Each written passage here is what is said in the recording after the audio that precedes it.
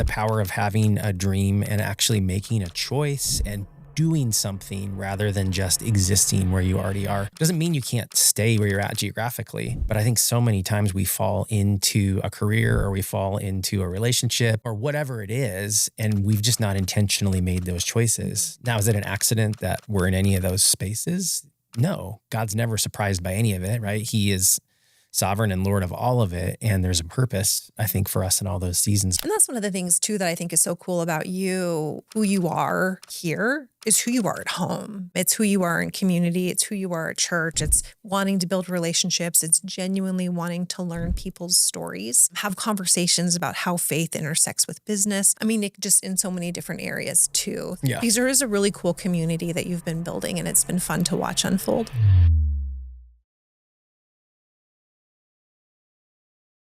Hey guys, welcome back to More Than a Mortgage, a podcast where we get the opportunity to share stories and hear stories from folks in our industry that go above and beyond the transaction and all those nitty-gritty details. I'm your host, Gavin Sessions.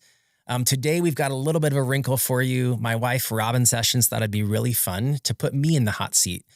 So I agreed, and I thought that'd be great. She wanted to come on here and interview me a little bit and help share my story. So I'm honored to do that. I did not want to give up my interviewer captain's chair, though. So I'm sitting here today, but I'm really, really grateful and honored to have my wife, Robyn, join us today. Hey, babe, thanks for being here. Absolutely. I am thrilled to be here and be taking over your job a little bit today. We'll see if I do as well as you. Probably not. But yeah, I'm excited for our conversation. I think it's going to be a good time. I think you're going to kill it. So Great. Whose idea was this? I think it was mine, actually. Oh. Yeah. I mean, or at least I want to take credit for it. So I certainly can't take credit for it. Okay. Well, we'll call it my idea, but thanks for being a willing participant. Yeah. Thanks for being here. This is awesome. Yeah, absolutely. I'm glad to be here. So I know one of the things we talked about wanting to do today was to get a little bit of your story out there. And since I have had a firsthand seat to your story and to work and all of the different things in your life that you care about and are passionate about, it's fun to be able to chat with you about it. So I have a question to start with. Yeah. What did you think the first time you met me? Bombshell. You're cute. No, but how many years ago was it that we met? Yeah, so we met at Mars Hill in Ballard, which is Seattle area, right? And it would have been a February or a March evening service. I want to say probably the 7:30 service, whatever that was. It was the late service, yes. Yeah. And I had just moved down to the Seattle area from Bellingham because I went to Western, as you recall, and was just in a really cool season of God kind of drawing me closely back to himself. That's part of my story, of course, but I'd been attending a church in Fairhaven, Washington, which is just south of Bellingham. I don't even remember the name of it, dang it, but it's the church my Uncle Scott and Pastor Brady Bobbink, I think, were out of. No, my Uncle Scott had his own church, but his ministry, CCF at Western Washington University, I think was kind of based out of that church in Fairhaven. But they had an evening service, long story short. And that worked really well with my party schedule and my work schedule. That's just what we need. Church that fits in your party schedule. Well, that's God in his graciousness, right? That he kind of woos us back slowly and just with amazing amounts of grace, right? So yeah, I got interested and attracted to an evening service on Sunday nights. And when I moved from Bellingham down to the Seattle area, I was like, gosh, I really love that rhythm. I wonder if I can find a church like that. And asked a friend of mine, Heather, I can't remember her last name. Heather Barnes would have been her unmarried name at the time. And she's like, yeah, check out Mars Hill. And so I'd moved in with my cousin Luke. We were living in Bellevue at the time. And the two of us, drove across the lake and had open hearts, open minds. And I saw you very quickly. I was like, I'm single. And I think I was 23 at the time and certainly was on the prowls of the wrong word, but certainly had a heart's desire to be married, right? Yeah. And so wasn't at all ashamed to be interested in you. And I don't think I was super forward. No, and I actually wasn't interested in you. Fair. It took me about a year, but Luke and I together were very outgoing. Yes, you guys were very outgoing. And we came up and introduced ourselves right away. I think we sat down in the row right behind you. Mm-hmm. So it may have been an introduction after the service, actually, probably. I think so, yeah. But we had a good group of friends, a good network. It was fun to get to know each other in that setting. And then, yes, after a while, then you won me over. So, yeah, and the rest is history. So, that's it? Yeah, that's kind of how we met. Awesome. And so before growing up, you had grown up in the area, though. And I could not believe it when you told me you had 6 siblings. Yeah. So one of 7, Yeah. as you know, second to the oldest. So Nicole's older than me by a couple of years. My parents had 4 kids, pretty tight, 2 years apart, the first 4. And that was kind of their intention. Yeah. And then God had other plans. And 4 years later, Grady was born. And then another 4 years later, Gregor was born. And sure enough, there was 6 kids that spanned from 1980 to 1994. So 14 years. And then fast forward several more years later, my parents were like, hey, all we do is kids. Let's add another one to the bunch. And so they went to China and adopted Nina. And that was about the year 2000. So there's like a 20-year age gap between my older sister, Nicole, and my youngest sister, Nina. So yeah, big family. Big family. Yeah. That was a lot of people for me to meet and remember. And yeah, it was a lot. Yeah. But they're awesome. And that would have been, you probably didn't meet them. And it would have been 2007. For the first time. And no one had relocated yet at that point. I think everyone was pretty much in the area. Yeah. Yeah. Yeah. So it was fun and overwhelming to get to know everybody, but they're great. So yeah. And then we met, we started dating for about, it wasn't even a year until we got engaged, but we'd known each other for longer. It was right about a year. I think our first date was like May 15th of 2007, which I want to say was right about Mother's Day-ish. Yes, it was. Yeah. Yeah. And then we were engaged December 28th of that same year. Yes. And then married the following May. So correct. Yeah. Yes. So if I 7 months to engaged, 4 or 5 months to married. Yeah. And the rest is history. Hey, we knew what we knew, right? And it was great. Best decision I ever made. And actually we were probably on the older side, not of our friend group necessarily to get married, but as we look at other folks in our lives now, we're a couple of years older than a lot of our friends who have been married just as long as us, if not longer. Yeah, absolutely. So, yeah. So we were newly married, going to church at Mars Hill, connected to community. And then at the time you were working for Costco corporate, correct? Yeah. Yeah. Went through a few different roles there, but what was the last one that you were at? Yeah. So Costco was a great career for me. I started pushing carts there as an 18-year-old kid, which I'd recommend to anybody that's, looking for a great job, either right out of high school or when you're at the tail end of high school, and worked at Costco all the way through college up in Bellingham, and then graduated with a business degree and was kind of like, well, this company only hires from within. So why not explore opportunities at their corporate office, which happened to be in the Seattle area. So I took a job in their buying department. Ended up, the last job I had was being a buyer for their electronics division, largely around like computers and printers and all those types of things. So yeah, that was a great job. I remember when you got that role, it was so exciting because it'd been something we've been talking about and praying about.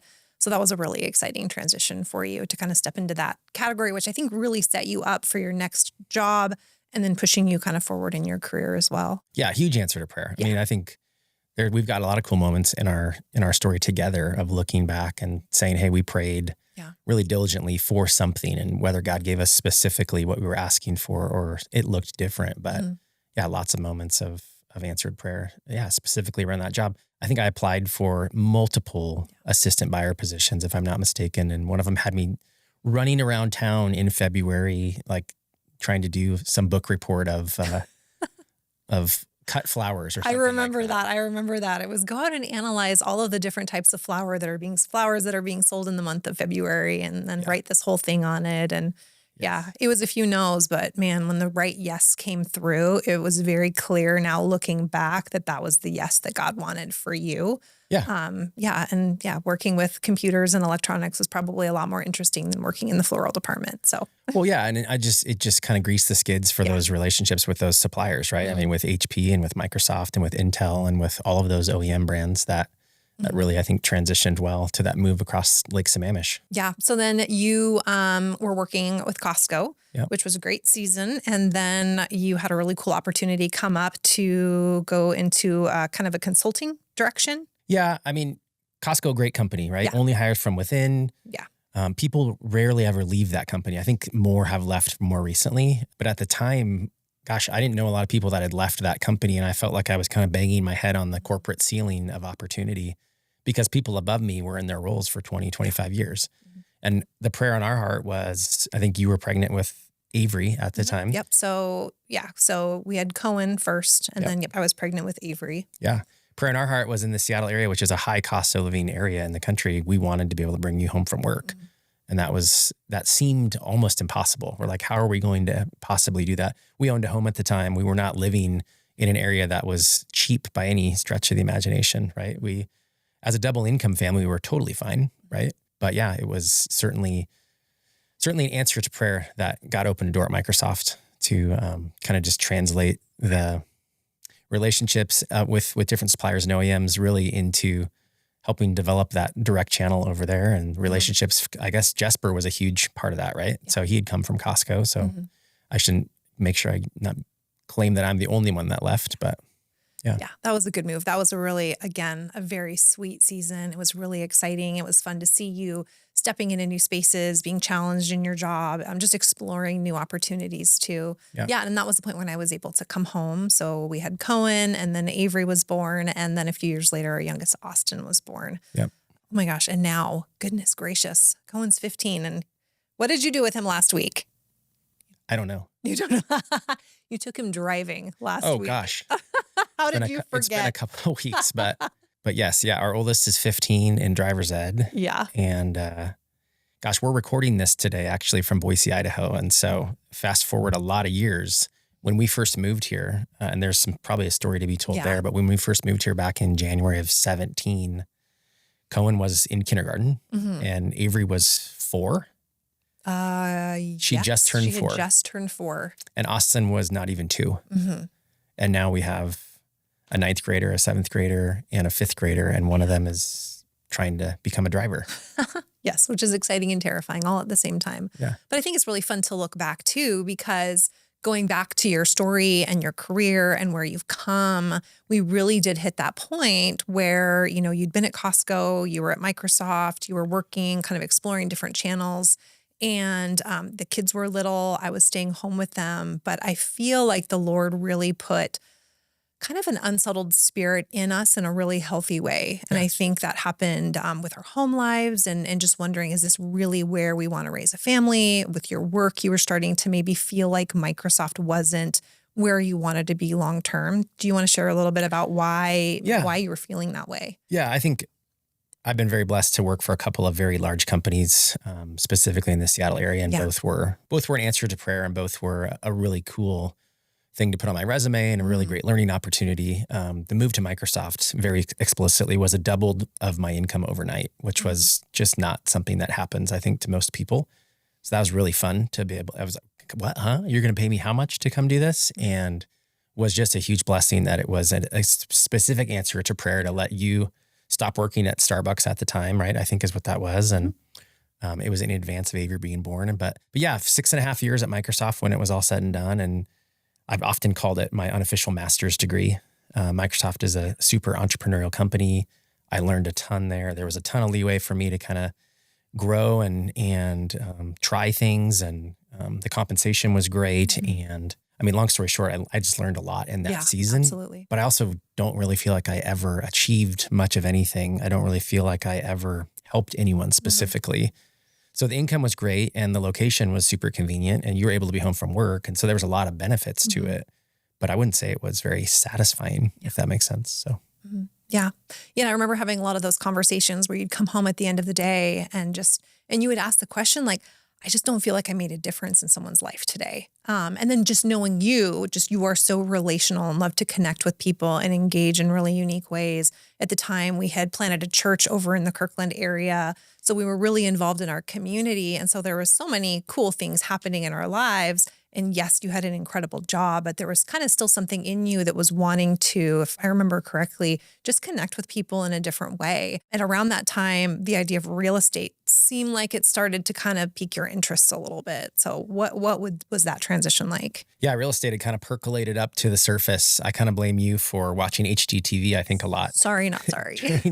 during that season of life. I don't know if it was Fixer Upper. That probably was what kind of drew me in. Yeah, I remember some nights on the couch watching Fixer Upper. Yeah, I mean, and just the concept of that show, and it doesn't have to be that show, but just the idea of taking something old or taking something that needs to be improved or needs to be poured into or needs to be renovated or whatever it was, I think was just such a beautiful thing. And it was very satisfying to see it happen on camera.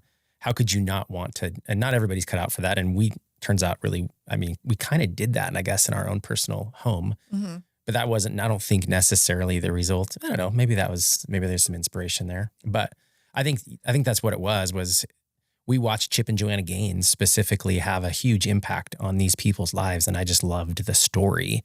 I loved seeing it was all TV and done really well, but it was fun to see the impact they were able to make on a piece of real tangible property. And then to see the impact and the joy that created for that family.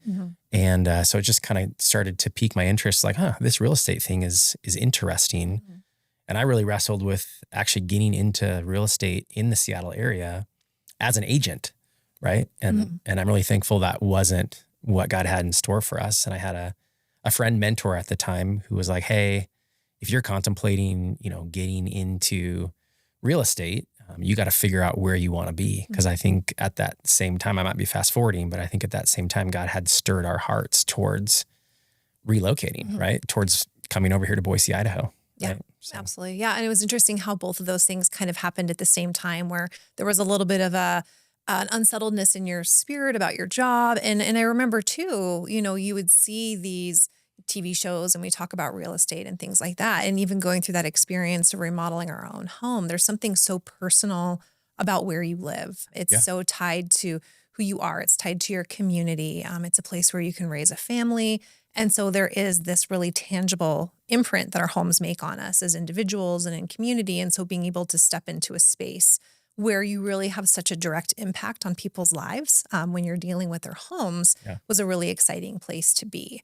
But like you're right. At the same time, we were really wondering, is the Seattle area, is Kirkland where we really want to be to continue to raise our family? And so those were some questions that we were really wrestling with until we kind of made the call to come here to Idaho. So do you remember kind of what that experience as well was like as well, about dealing with that move at the same time of wondering about where you were going in your career? Yeah. Unless I don't think we should gloss over the fact that we took on a major renovation to the home that we bought. Oh my gosh. So we were first-time home buyers in 2009. We ended up buying a smaller house in the wrong zip code with only one garage space on a busier than normal street with a ton of trees. I mean, there was like so many things wrong with this place, but we'd looked at, I don't know how many different homes. We didn't search forever, but we quickly found out like, oh dang, we're going to have to compromise and if we want to be able to do this. And we had the income at the time. We didn't have kids. We were both working. So I think the advice I would give to myself then, and I'd give to anybody now, is just be prepared to probably compromise a little bit, right? Less bedrooms, less bathrooms, less garage space, maybe not the right zip code, all the things. Do you remember how many square feet our first house was? Yeah, it was 960. I loved it though. Yeah. I loved our sweet little tiny home. Yeah, it was great. I mean, we were very proud of it too. And we did some really amateur updates to it, right? Oh my gosh. With replacing the flooring. I'm slightly horrified as I think back on some of the things we did on our own. The popcorn ceiling removal. Oh gosh. Yeah, that was a nightmare. Make sure you wear your mask. It was, but we were so proud of it too. It was our first place. And again, how many compromises did we have to make in order to get it? But then it worked. It worked great. And as Josh Siegel would say, by the grace of God, we played our cards right? And we bought that right on kind of the tail end of a hot market, and the market deteriorated further. And we watched the value of our home actually go down for the first couple of years while we owned it. And it bottomed out a couple of years later in 2011. And we were at the point where we needed more space, right? We were building a family, and 960 square feet, 3-bed, galley kitchen, 1 bath, Jack and Jill bath, right? It was great for when we started, but it was very quickly too small, especially with our 100-pound black lab that we had at the time. Oh, yeah. Good old Jack. It's a little bit of chaos around that house. Yeah, for sure. But the cool thing was, I think the inspiration of just being intrigued by real estate, and your career as an interior designer with more of an architectural kind of spin or more of an architectural focus, I think we were interested in renovating, right? Yeah. Which I tell people all the time, not for the faint of heart. Be really careful before you start that. Yes. And I was very pregnant with our youngest, Austin. Yeah. I still remember being 37 weeks pregnant, sitting on the floor of Lowe's, sobbing hysterically while I was trying to figure out shelving for the closets. It It was an interesting experience, but we did it. So that would have been the spring of 2015. But if you rewind 4 months prior to that, it would have been December of 14. Yeah. I was on a business trip with Microsoft at the time, and the guys showed up to start working, and I got a phone call, and you were in tears. And we're like, I can't be here, because we had some crazy pipe dream, and it was me, not you, that said, oh, we can live in this house while it's renovated. No, we can't live in this house while it's being renovated. No. I think they were drilling into concrete while Austin or Cohen was trying to take a nap. It was rough. We very quickly moved out of our house into your parents' house, which was, 40 miles to the north. So not in our community and not where I worked. No, that was a commute. But that was a cool season. It was a really sweet season. I actually have really happy memories of it other than that moment and the Lowe's experience. It was challenging for sure. We had some great people who were helping us walk through that process. Yeah. But it was challenging. In hindsight, though, I'm really thankful we did that, because at the time we knew, okay, we've got 3 kids now, or almost have 3 kids. We had 960 square feet. We're running out of room. So that really doubled the square footage of our house, which enabled us later, when we felt the Lord stirring our hearts to potentially move, to be able to sell at a much higher value than we originally would have been able to. Yeah, it worked well. It was who we knew, right, at the time. That really helped us to make that happen. We got a renovation construction loan, and family friend helped us, general contracted, and really we kind of just got grouped into their project kind of plan, their project flow, and it went. I wouldn't say it went off swimmingly, right? It was very challenging, and we were involved probably more than we could have been, should have been. Hard to say. Oh, probably. Knowing us, probably. But I mean, your design imprint was all over it. Oh yeah, and it was fun to be able to put our fingerprints on it as much as we did, which also made it a little bit harder to sell and walk away.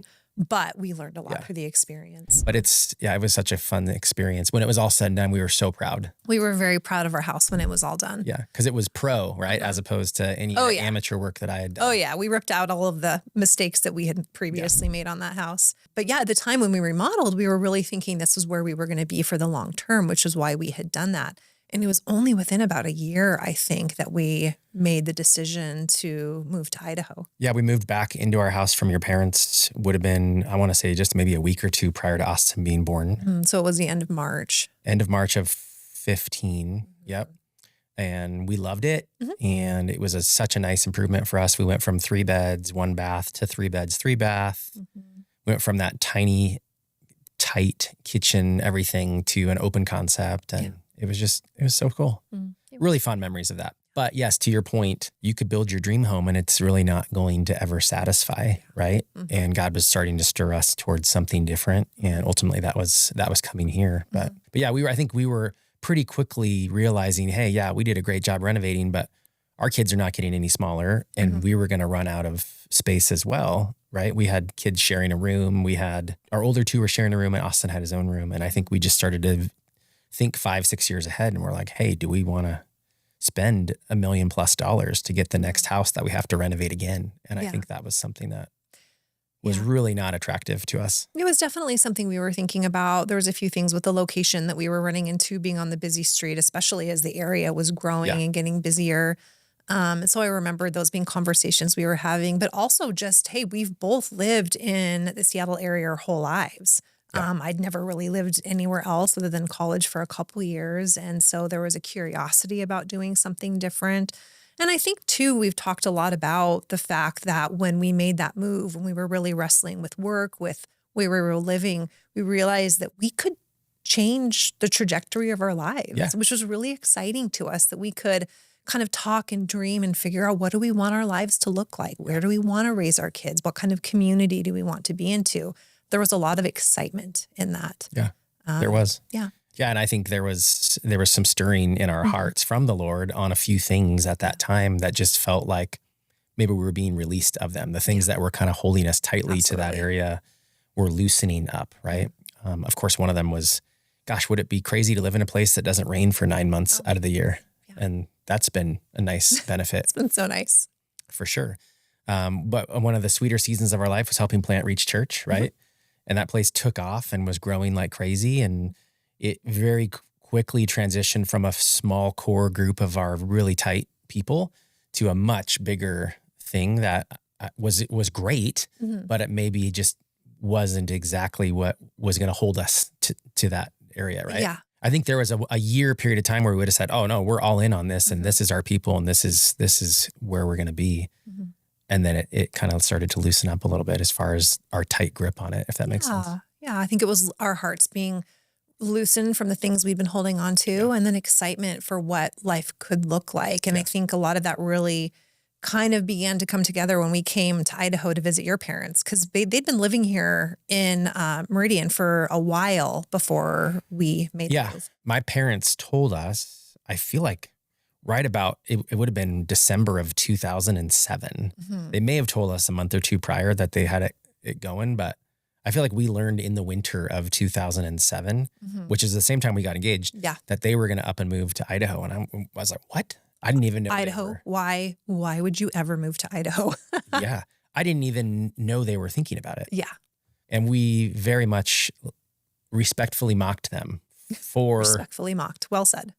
For 8 years, honestly. I mean, and they would come back and visit 4 times a year because we were building the family, and then we had remodeled our house and they had space so they could stay with us. And that was a sweet season. We'd have them stay with us 3 or 4 times a year. And so we saw plenty of them. We didn't feel like we necessarily missed out on relationship with them. Maybe initially before we had kids, we didn't see them quite as often, but yeah, they had moved here January of 2008. And it was really until the summer of 16, so 8.5 years later, that we had hearts softened to the idea, right? And so Reach Church, of course, we felt released from my job. You already had kind of teased at this earlier. I was certainly looking for a more personal career, if that makes sense. And what I'd found at Microsoft, again, was opportunity and income and an unofficial master's degree. And that was all fine and dandy, but I didn't necessarily feel like I ever helped anyone nor accomplished anything. I remember telling you, man, I just want to mow our lawn, right? Because I could start a project and finish it and see that achievement, which was really cool, I think, for us to do our house at the same time too. That maybe kind of wet our whistle with a project of seeing us being able to accomplish something, right? So, absolutely. But yeah, really wanted to get into real estate one way or another, and so I was feeling loosened from the hold that Microsoft would have had on me. And then had a really good friend say, hey, if you want to move and you want to get into a self-employment situation, you shouldn't do both those things at the same time.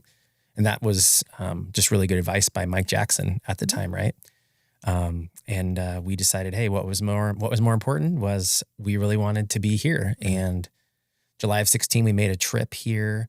Not either one of us, I don't think, had either put our finger on it and had come out and said, hey, are you interested in doing this? And it was 24 hours after being here. Yeah. That we were both looking at Zillow on our phones and we're like, oh, are you thinking what I'm thinking? I still remember we had been here in Idaho for a few days visiting your family, and we went for a bike ride. So we were biking from your parents' house in Meridian over to the village. And I still remember being at an intersection, standing next to each other. And I looked at you and I said, do you think we could move here? And you said, yeah, I do. And that was the first time that we really said out loud, I think we might want to do this. And we went to Applebee's, grabbed a beer, and for 2 hours sat and strategized and just talked and dreamed. And I think that was really the moment where we said, I think this is what we want. And we extended our vacation by a few days so we could just spend more time in the area. And then, so that was July, made an offer on the house over Thanksgiving break. Yeah, Thanksgiving weekend would have been 9 years ago, I think. We're almost at Thanksgiving here. So then moved right after Christmas. The rest is history. Thankfully, my parents followed us out. That's been a huge blessing too. And that was a fun one too. Lori will listen to this and she'll get a crack up out of this one, but they were on the 10-year plan, if you recall. Yep. So we moved in January of 17. I think it was the 13th of January into Snowmageddon. Oh gosh. Yes. Which we haven't had a winter like that since. Oh, there was a foot of ice in our driveway. Oh my gosh. It's crazy. We moved and we were eyes wide open, oh my gosh, what did we just do? We just moved to a winter climate. Yes. Well, we loved it to an extent, but I think we were very surprised. We hadn't visited in January before, and it was a very different climate than what we had expected. Yeah. So that was a ridiculous winter. It was. Yeah. But it was fun. It was a fun welcome, I think, to the area of we moved to a snowy place. It was, yeah. And then my parents' 10-year plan turned into 8 years, and then 5 years, and then 10 months. Yep. Yeah. And I we love remember having them telling here. Lori, your mom, I was like, hey, do you know how old you're going to be in 10 years? And I don't know that that helped or didn't help, but I was like, do you really want to relocate at that point? Yeah. And yeah, so we moved in January. They bought a house in October, I believe. You would know better They than bought me. it in September, October, or November, Yeah. right in that range. Mm-hmm. And they didn't move over full time, I think, until like the following spring, or maybe a year and a half later spring. I don't know. It might have been a couple years. But now we have both sets of grandparents within 2 miles of us, Yep. which is wonderful. The kids can ride their bikes to either set of grandparents. Yeah. So we've been really blessed by that. I remember walking around our neighborhood where we moved into, Paramount. Russell Wilson was the quarterback for the Seahawks at the time. And he had a saying that was, hey, why not us? And I remember walking around the neighborhood, and we loved to look at new construction. If you recall, when we would visit my parents before we moved here, we just let ourselves into new construction homes that were Yes, we did. not locked. And, we'd wander around. May have climbed through a few windows, but yeah, dreaming, thinking like, ooh, this would be fun, right? And so those were always, I think, really sweet moments of walking and biking around neighborhoods that we were interested in. And, but yeah, I remember saying, why not us? Yeah. Which is what Russell Wilson used to always say about the Seahawks. Like, why couldn't they win a Super Bowl? And turns out they did. Yeah. And that was a quick fall from grace for him, but we don't need to talk about Russell Wilson too much more. No, But yeah, I think if we want to camp on that just for a quick second, the power of having a dream and actually making a choice and doing something rather than just existing where you already are. Yeah. Doesn't mean you can't stay where you're at geographically, but I think so many times we fall into a career, or we fall into a relationship, or we fall into a home, or whatever it is, and we've just not intentionally made those choices. Now, is it an accident that we're in any of those spaces? No, God's never surprised by any of it, right? He is sovereign and Lord of all of it. And there's a purpose, I think, for us in all those seasons. But how fun to dream a little bit bigger and to have a heart change, and then to make a major life change. Moving from one state to another is something at the time that nobody was doing for the most part. And now, of course, after COVID, like that's been just people are migrating all over the place, and it's very normal now. But yeah, it was fun. It was a little bit of an intimidating choice. It was an exciting choice, but looking back, I'm so glad that we took that step of faith. And it was hard to say goodbye to some of our sweetest, dearest friends, and to kind of build new rhythms and new relationships. But man, we've just been so tremendously blessed by that. So back to kind of what we were saying. Real quick, like how many people were gracious with us, even if they didn't agree with our choice, which was really, I think, a fun thing to look back on. Yeah. Because we were kind of trailblazers. I remember telling our friend group, we had a few friends that we would go on vacation with every summer to Lake Chelan. And I remember sitting in the living room with all the girls, and I said, yeah, I think we're going to move to Idaho. And the shocked looks on their faces. Yeah. Because at the time I was excited, and I think it hadn't really clicked, like this is going to significantly change our friendships. And so there was, I think, maybe a little bit of skepticism, like, oh, sure, you're moving to Idaho. Yeah. But they were so kind as they walked through that with us, and still are. I didn't agree. If they did, they didn't say it too much. But yeah. Yeah, well, it's been fun to see a few friends make the same choice, right? Yes. And then to see a few friends want to do it, but have not, circumstantially been able to make it happen. Or whatever. Yeah. Everyone just in different places in their lives. But it's fun to look back on that now. So when we've kind of been talking about this, we've looked at it a little bit in two categories. There's this work transition that's kind of happening in your heart. We made the move. We decided to make the move before we made the work transition. Correct. So you were able to work remote for Microsoft for the first year of coming out here, correct? Yeah, which is, again, no small thing. Yeah. We had made a heart change and a decision like, well, we want to be here. And we had to step out in faith to figure out then, all right, what does that look like from an income and career standpoint? Because it wasn't going to be wise to move. We wouldn't be able to qualify for a loan. I mean, candidly speaking, right? If you don't, and that's everyone's story today. Like you've got to have some sort of income source in order to be able to do this. So it's not impossible, but it's a challenge, right? And so our hearts were changed. We made up our mind. We wanted to move here. And I basically said, well, I guess I'll have a career limiting move with conversation with my manager at the time, and scheduled some time and said, hey, this is where our heart's at. This is what we want, and we had listed out all the reasons. And I was expecting him to say, well, hey, I want good for you. And that's really exciting. And, Godspeed, God bless you. But instead he's like, oh, well, why don't you just work remote? That was such an answer to prayer. Yeah. So to have a Seattle income that translated over to a lower cost market here was incredible. That was just a gift. Yeah. And then to not have to look for a job, right? And just to be able to very seamlessly move states, but yet not have work shake up at the same time. It was just a huge blessing. We were able to sell our house because of the remodel for a higher value than we had anticipated, moved Much into more. a lower cost market, kept your job. But a lot of those things, I think this is where it's so cool looking back on our story about how all of these different pieces worked together to kind of pave the way for the next step. Because the next step really was, okay, after working here for a while, staying with Microsoft, getting established in community, okay, it's finally time to take a hard look at your career and what does it look like? Just like we made the decision to move because that was something that we'd been dreaming about and wanting. Right. How do we do that with your career as well? So what did it look like exactly to take those initial steps for you, like from your perspective? Yeah, well, I think the nice thing, God in his kindness allowed us to kind of stair step it, right? And so I had really shared ahead of time that this was likely a thing, right? Yeah. And so I think my colleagues knew and I knew that relocating was going to be step one, but that I wasn't going to be with Microsoft. Yeah. At least I wasn't planning to be with Microsoft for the long term. But what a blessing to have that stability of that job, that income while we relocated and built community, right? Because if you're going to become self-employed and you're going to specifically get into the real estate industry, I still didn't know necessarily in which space or which vertical. You have to have community. You have to have relationships. You have to be established from that standpoint. Really hard to try to build this business or any business in a place where you just don't have any connections, right? So it was I think again, God in his kindness allowing that to happen. And yes, it was just another continued, we'd made a call to do something different, bigger, more exciting, risky. And so then we kind of made the decision ahead of time. And we were on vacation in Mexico, if I recall, February of 2018.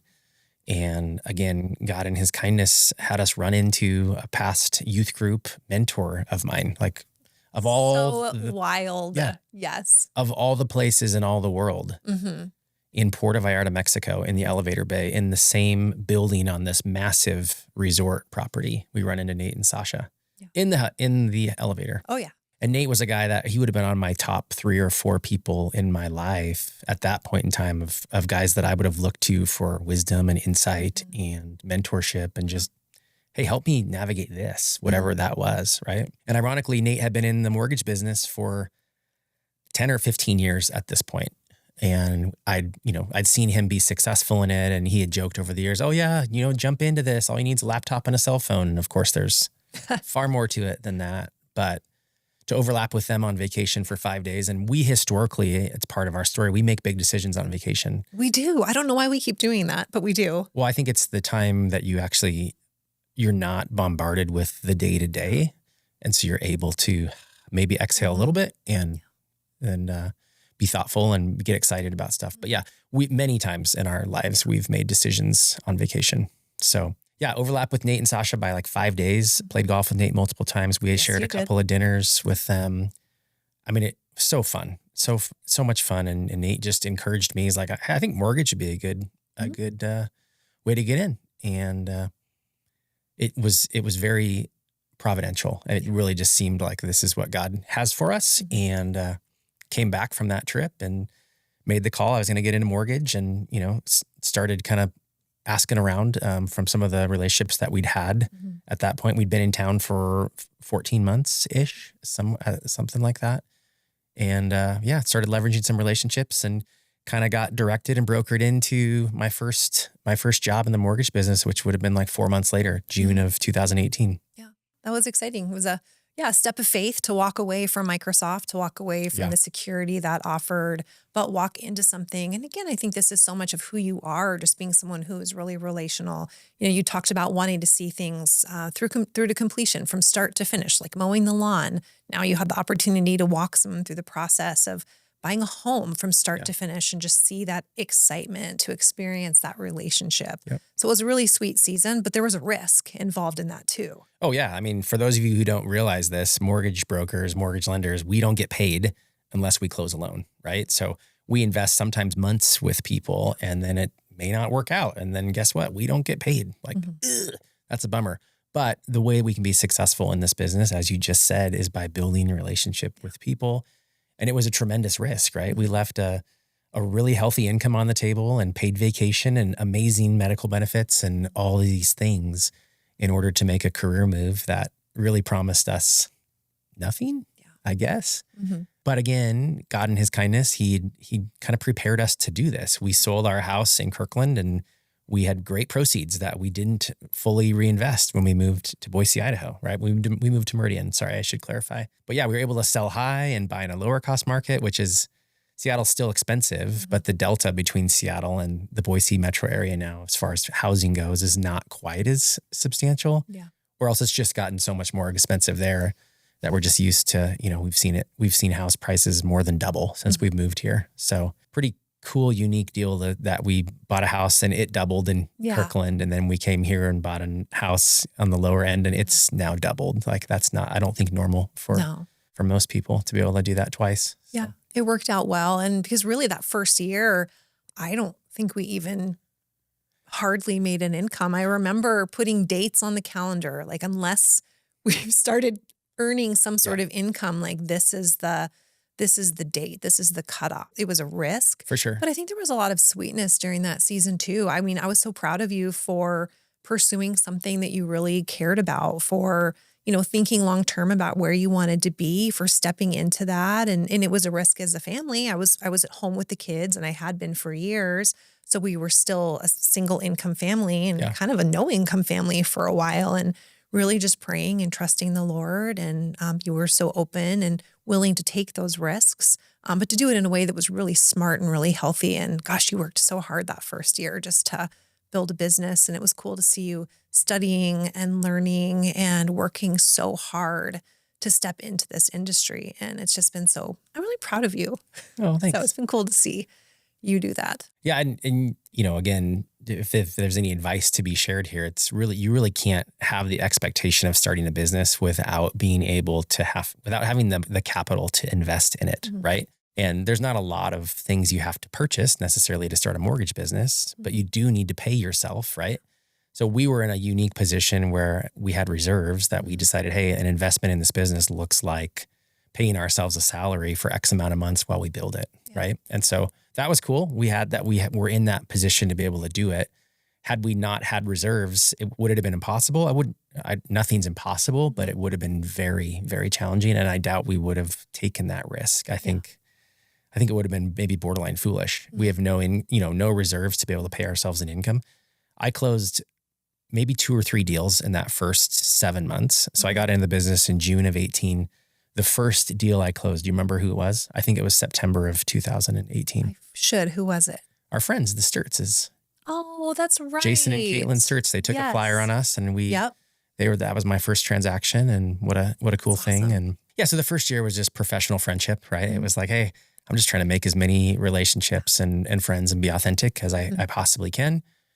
While I learned how to, be in sales and learned how to do a mortgage, right? I mean, there was some technical skill set that just came with experience. Of course, you do some CE and some training ahead of time, but figure it out as you go, really. But yeah, and then in 2019, again, God in his kindness and his graciousness, we were able to replace a good chunk of my income from Microsoft, and we're able to stop bleeding out reserves and really actually did pretty well. That was not the first quarter though, because we were kind of like biting our nails as we rounded the corner into the new year of 19. And it was like, well, if we can't figure out a way to, earn some income off of this, we can't do it indefinitely. Yeah. Right. So, but yeah, it materialized and God brought the deals and the opportunities. And so the 2019 was, great. It was fine. And then who knew it would happen to the world in 2020 that caused rates to go all the way down to the complete floor. But COVID was a blessing for my business from that standpoint, right?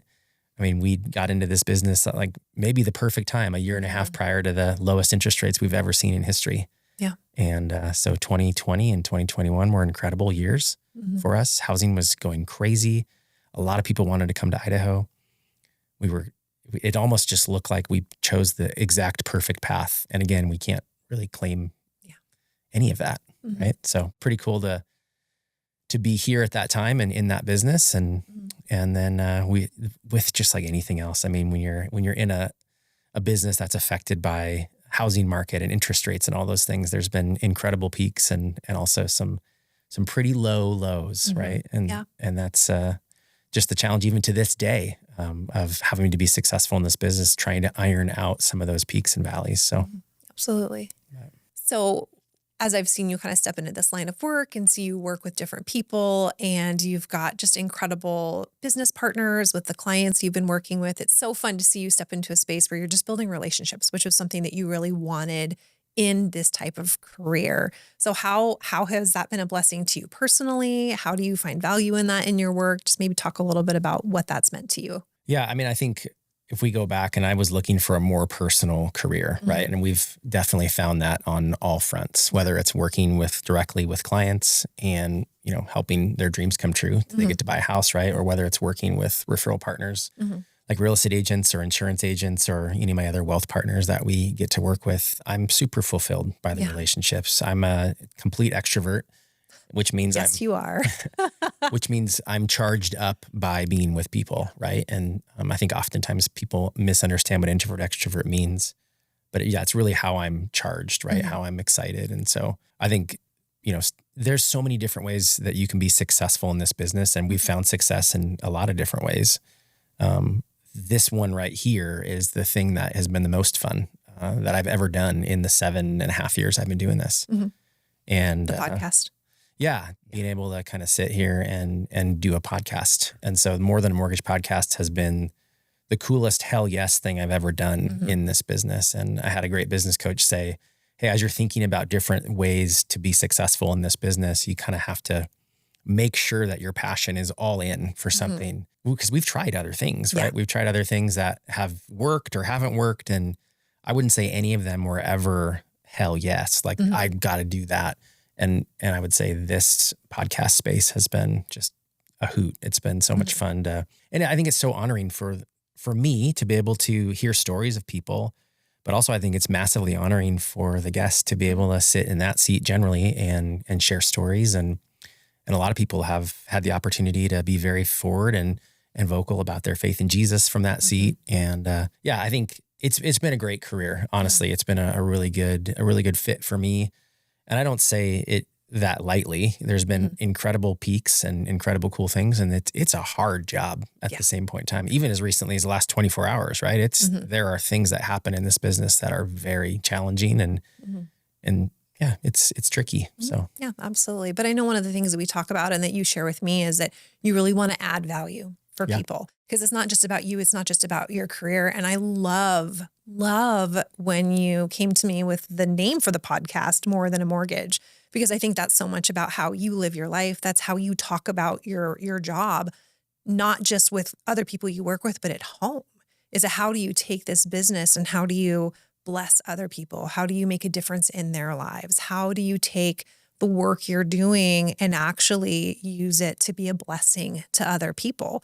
Yes, in helping people buy homes, but also just in the relationships that are formed here, and even in the podcast, wanting to give this as a tool for other people to use in their own careers. Yeah. So it's been really fun to watch you take ownership of that space and that vision and that mission. That's just so much a part of who you are, being just a relational and caring person. So it's been a lot of fun to watch the podcast grow and to see you just continue to step into this space over and over.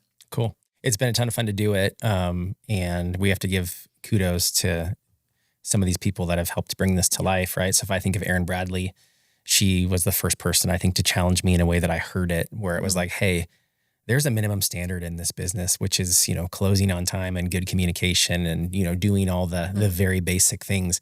And that's not really a value add. That's just minimum standard. Yeah. And her point was always, hey, what are you going to do that's going to actually add real value to your partnerships or to your clients or whoever it is you're working with? And so that challenge, I think I heard from her. I'd probably heard it from others, but it's funny what doesn't necessarily resonate until it's the right time or the right voice. But yeah, I'd say she gets major credit for that. And then as far as the name of the podcast goes, I think Amy had a huge part to play in that. And maybe Nick Gibson as well, as he was working kind of on logo design and those types of things. But we've tried to move way beyond just the minimum standard. And we've really tried to say, hey, how can we differentiate ourselves and how can we actually create value for our clients and our partners? And what better way to do it than this way through the podcast? And I'd be also, and I got to mention Craig Flood, right? I mean, he's a guy who has been influential over the years as well, and really planted this idea right in my head. And on the heels of a YouTube channel that really hasn't worked, and we've really, I wouldn't say abandoned that strategy, but it was something we were committed to that never was a hell yes. It was always a potential good idea that could work for us. And when I brought this idea to Amy, it was kind of like, what we're going to change and do what? And so it's been fun to have it move from an idea into actually something that has been implemented or is currently in action. So yeah, it's really fun to see. Well, and I think a lot of this, just like the philosophy behind it, what you're doing, wanting to be a value add, the vision of it too, it ties so much into your faith too as a Christian. And I think one of the things we wrestle with at home and that we talk about a lot is you spend a lot of your time working, but it can't just be for an income. It needs to be for more than that. Right. And so much of that, I think, is tied to who we are as Christians and what we believe matters most in this life. 100% agree with you. Yeah. I think whether it's the podcast or anything else in this business, I think one of the cool things about being self-employed and about being in a relational business where there is no shortage of partners to be able to choose from, we get to choose, right? And that's been a really cool thing, to be thoughtful and intentional with building relationships with some partners that have lasted for years and others that are newer. But this podcast has specifically allowed me kind of a criteria to use to evaluate, hey, is that somebody that I want to get to know? And would they be a good fit to come on this show? And so I just love the opportunity to be thoughtful and intentional and have some actual choice behind who are the partners that we want to work with, rather than just saying, oh yeah, we'll work with anyone. And that's fine. Like, you can work with anyone, and I don't get to be as choosy when it comes to clients, right? But it's fun to be able to be a little bit more choosy when it comes to partnerships and building those relationships with like-minded people. And so that way, when your phone rings from its partner, it's like, oh, I don't cringe because I don't really have a great relationship with that person. Instead, it's like, oh, sweet, this person's calling me and it's Saturday, 8:00. And I'm like, oh, I don't really want to work right now, but I do love this person. And so the opportunity to partner together to work on something is cool, right? Yeah, absolutely. Well, it's fun too when you come home from doing a podcast and I'll hear stories. Oh, I learned this really cool thing about this person, or this person did that, or we have this connection back here, or we know a mutual friend. And so you come home from these days just really pumped up and excited, full of stories. And it's fun for me to hear connections. And you've just met some phenomenal people. So it's been fun for me to learn about them as well. And that's one of the things too that I think is so cool about you, who you are here is who you are at home. It's who you are in community. It's who you are at church. It's wanting to build relationships. It's genuinely wanting to learn people's stories, have conversations about how faith intersects with business. I mean, it just in so many different areas too. So I don't know, I always get a kick out of hearing your stories after podcast days, hearing about your business partners. Yeah. Because there is a really cool community that you've been building, and it's been fun to watch unfold. Yeah, I'll give a little bit of props and kudos to Wally as well, a guy that I'm following right now in my business and have made intentional decisions to learn from.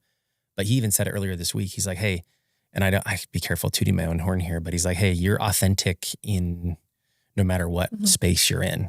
And I hadn't really thought of it that way before, but you kind of just said it. So I'll just kind of pile onto that. And that's what we're going for, right? Yeah. I do want to be authentic and consistent. And I do want people, when they engage with me, one-on-one because they're a client and they're trying to get pre-approved, or whether they're a partner sitting in this chair, or whether they're somebody watching the podcast, or whether whomever, maybe it's somebody that's not business related at all. Like, I want them to see the same version of me. And then my hope is that they're seeing Jesus in me more than anything else. Right. So absolutely. I love hearing that. I think that's great. And I definitely see that just in the way you work, in the way you live, and your priorities, the way you spend your time. And so it's been fun to see, just to see that unfold in your business again, just from taking some risks and taking some steps that maybe were a little bit scary at first, but that God has used in some incredible ways. And you've listed off a lot of people that have been incredibly impactful as you've built this business. And it's fun to see just how this group of people have come together to support you, for you to be engaged with them. You would not be here without Amy. So kudos to her, because, oh my goodness, I could never do what she does for you. I've often asked you if you want to join me in the business. No. I love you. I don't want to work with you. I'm good. Funny, Lauren and Matt Clark, when we had them on the show last week, they are a married couple and they are in business together. And that was certainly something we wanted to camp on a little bit, because I was very clear with them that this is out of bounds for us. Nope. So Sorry. yeah.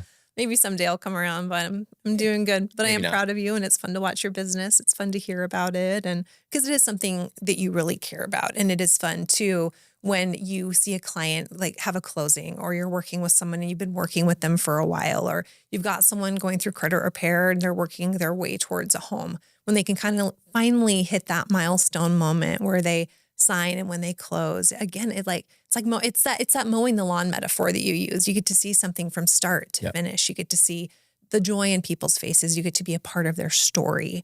And so what a sweet space for you to run in, because it's just so much of who you are. And I think a way that God's really wired you. So, yeah. Thanks. It's been a blessing, and I think it's been a great fit. Mm-hmm. And I would say there's been a lot of amazing things that if we measure backwards, it's super cool, right? And I think that's the right way to measure, is look backwards. But I also think that I'm human, right? And when I look forward and that goalpost is forever moving, it can be challenging and nerve-wracking and require a lot of faith, and just trust that, hey, God's got us, and he didn't bring us this far to leave us here, right? So it doesn't mean we're promised anything but provision might look different from season to season. So we're grateful for what he's helped us build, and it's been a blessing. So yeah, absolutely. Yeah. And like you said, life isn't perfect. There's ups and downs in life and marriage and business and parenting and all of the different things. But at the same time, I'm really grateful for where we're at, for where God has brought us. And it's fun always to look back at our story and identify these milestone moments where there was a turning point, where there was a change of heart, where there was a conversation, and where God's really brought us on this journey to where we are now. And I'm so grateful for it. I'm grateful for you, and I'm grateful just for the sweet space that you've created here to connect with people and hear stories. And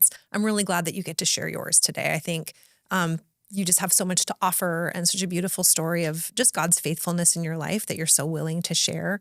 And I've seen it play out in real time. And so it's fun to be able to share that with other people. Well, thanks for being part of it, and thanks for helping me share it. Yeah, absolutely. Love you. Love you too.